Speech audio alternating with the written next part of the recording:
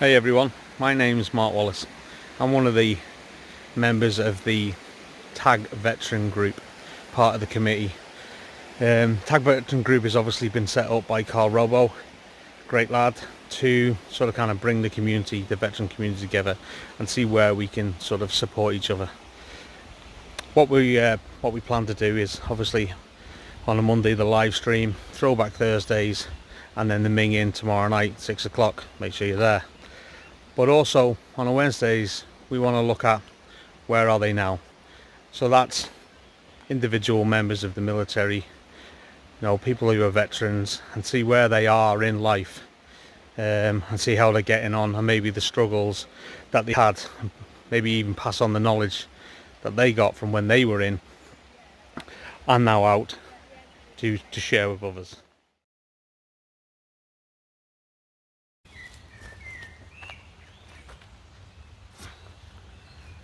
So, where am I now? I don't mean sat in the woods talking to my phone like a weirdo. I mean, where am I now in life? I suppose to understand where I am now, I need to go back to where I was. Right back to sort of when I joined the army. So, joined the army, age 16, come out of school, no GCSEs, joined the infantry, went into the Cheshire Regiment. Was there for sort of 8 going on 9 years. I thoroughly enjoyed my career in the military, but at the time of leaving it was the right time for me. I'd injured my collarbone a number of times and it wasn't getting any better, so I took the big leap. Now, if you're a young soldier and you're getting out, or you just got out, the trying to pick something to do when you get out, with all the options that are there and everyone telling you the sort of best option. At the time I was getting out, everyone was going to be plumbers. I don't think any of them are plumbers. So for me, I picked something that I knew, and really went for it. So I went with security management. There was courses going on at the time, and I took up one of them security management courses. I didn't really know at the time what security management was, but I'd seen that it sort of pays well, and that's what I was going to go for. I was also moving to Dublin and Ireland at the time because that's where my wife is from. So that was another sort of transition that was quite difficult, mainly because I couldn't really send my CV out to hundreds of companies, obviously because of the terrorist threat. So anyway, moving on, 2007, left the military, went in, started off as a normal sort of bod for a security company, working on the trains in Dublin, the DART system. It was good. A lot of the lads were ex-Irish Army or ex-Lithuanian or ex-Polish. There was quite a lot of banter. It was quite a good brotherhood. And I put the graft in, I really did put the graft in.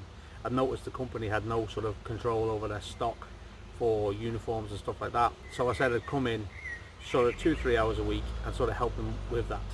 From doing that, the company then decided, that I would be the right person to be a supervisor in that company. So I become a shift supervisor, working on the trains at night. Sort of 9 months on from then, I'd seen that there was other jobs out there for more money.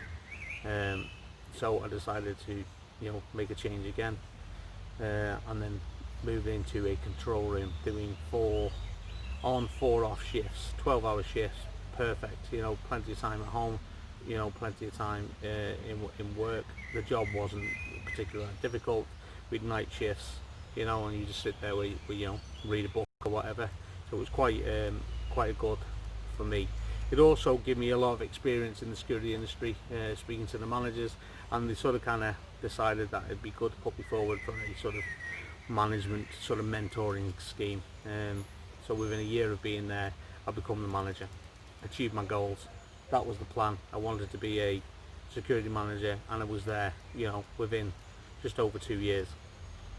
The problem then was I had no more goals, so I got slightly depressed about it, and wasn't in a good way for a while. Decided at that point that it would be a good idea to try and get back in the military. This was around sort of 2010. At the time, one Cheshire had become one Mercian. and they'd lost a few lads in Afghanistan, and I really wanted to get back into the lads, back into my unit. You know what I mean? My wife, God bless her, was willing to sort of kind of give up her career to come with me. As it turned out, I went for the medical at Palace Barracks in Belfast, and I didn't pass it. My hearing wasn't what I thought it was, so essentially they said no. So I knew I needed a change. I knew I needed a new goal in life. So my wife and I, and my son at the time, he's still my son now. My son decided that we'd move to Wales. Easy decision for me, hard decision for my wife. But you know, we took up the challenge. We moved, and we've set ourselves up, you know, pretty well here. So we've been here since 2011. So 9 years. In that time, when I first moved over, I did making PVC windows. I worked for a recovery company, monitoring their vehicle movements and sending vehicles out to breakdowns and stuff like that, subcontracting to the RAC and the AA. Did that for a while. Wasn't really me. Wanted to get back into security. A job came up as an operations manager for a sort of £2.5 million company in Cardiff. So went for that and got it. You know, got the job quite easily. Was there for about 18 months, and it gave me some great experience because there was the managing director and then there was me directly underneath. What it didn't give me is any downtime, and it was a struggle. I had another child at the time. My daughter came along, so that became quite difficult because I was constantly on the phone, constantly putting the work in, and it was, you know, it was rewarded from the company. There was pay rise after pay rise. And when they did decide that I was going to leave, you know, they weren't particularly happy about it. But I felt that I needed to go to a sort of bigger company to sort of push my career on. The only way I was going to move up at that company is if, you know, the managing director had sort of passed away or something like that, and I'd taken over the company. So the likelihood of that happening was quite slim. So I moved to a company called Kingdom as their operations manager. And I've been here for nearly 6 years now with this company. It's given me massive amounts of experience. It's given me a good pay, you know, a company car, good experience. I now manage sort of 60 sort of security officers, male and female, throughout the UK. Sort of, I live in South Wales, and I go up as far as Stafford, across as far as Banbury and Leicester, Coventry, and then south into Devon. So I'm all over the country all the time. I get to travel, I stay in hotels, I have good staff, and I get my weekends, you know. A duty manager once in every 4 weekends. And it's put me in a good place, you know. It's put me where I want to be in life right now, you know, potentially director in the next sort of 2 to 4 years, with another sort of pay rise with that. And it's allowed me to now be in a position to start helping other veterans, and that's what Tag Veteran Group's all about. It's about us veterans, sorry, people walking over there, us veterans helping out each other from our experiences, from where we've been, from where we want to go. Even the young lads getting out now, you know, we want to be there to help and support them, but we also want to have a bit of fun, obviously, with the minging and you know, jokes on the Facebook page and stuff like that. But there's a serious side to this as well. Obviously, I was in a bad place in 2010, you know what I mean, and I had to sort of pick myself up and crack on. And I know some lads out there are also in bad places. So if there's anything I can do for you, if there's anything Tag Veterans can do for you, that's what we want to do. We want to be there for the group. And the team, the committee, the people that are sort of contributing every day on this group, they're the people to reach out to. You know, we've lived it. We know what you're going through, and we're here to support you. So this is where I am, not sat in the woods, where I am in life, and I'm in a good place, and I want to help you. So hopefully someone else will volunteer to do this. This is the first week that we've done Where Are They Now Wednesdays. Hopefully someone will volunteer to put their name forward, maybe Robbo, maybe Richie O'Connell will put their name forward to do this next week.